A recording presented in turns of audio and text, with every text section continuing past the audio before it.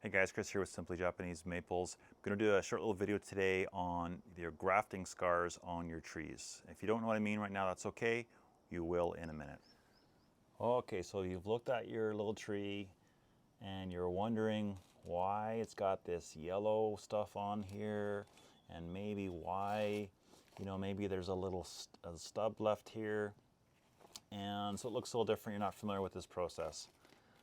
Or you are familiar with the process, but you just don't really understand what happens over time with it. So let's quickly start with seedlings. Okay, so right beside it I have a seedling, Acer palmatum. Nice little seedling. So these are not grafted trees. These are grown from seed. And so basically there's no physical attachment whatsoever on the tree. It grows from a seed out of the ground, period, end of story. Okay. Now, to make a 100% clone of a maple, such as Acer palmatum pink lace, you need to do a graft. You cannot grow this from seed. It has to be done through grafting. And grafting essentially is physically attaching a cutting, which once would have been small and skinny like that, to a rootstock, which is basically a seedling. And you connect these two together. If it's successful, it heals up. The cutting now becomes the new tree, and the top part, so this would have been the seedling, it would have carried on here. The top part is basically cut right off.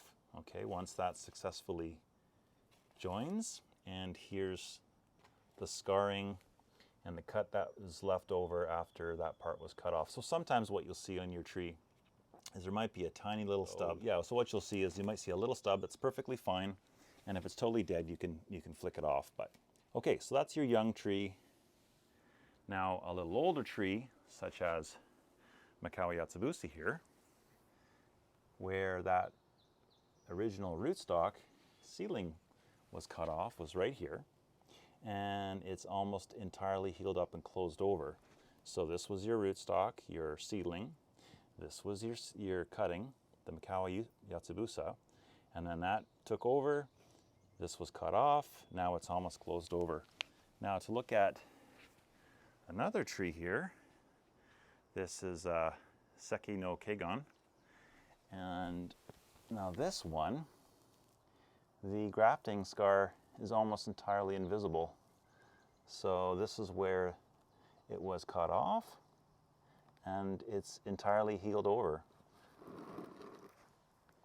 So you can see it's kind of a pronounced larger portion, which is totally normal compared to this upper portion, because this, in almost every case, is usually bigger than the cutting that was attached to it in the initial grafting stage. And that's just the way it goes in the world of Japanese maple grafting. Hardly ever are these two the same size. So anyways, so there you go. So that's almost completely healed over, and that's ideally over time, if it was grafted well, is what's going to happen with your tree. This, you can see already there's scarring here. This is healing over, and eventually it will fully heal over. This will all look kind of like one tree, and that's that. So the only way to perfectly clone your pink lace here or your Makawa Yatsubusa is to do a graft. You can try and get your little seeds going, but they're not going to produce a 100% clone, just like your children are not going to be 100% clones no matter how much they look like you. So there you go, guys. You can find pink lace and many other amazing trees at simplyjapanesemaples.ca. Until next time.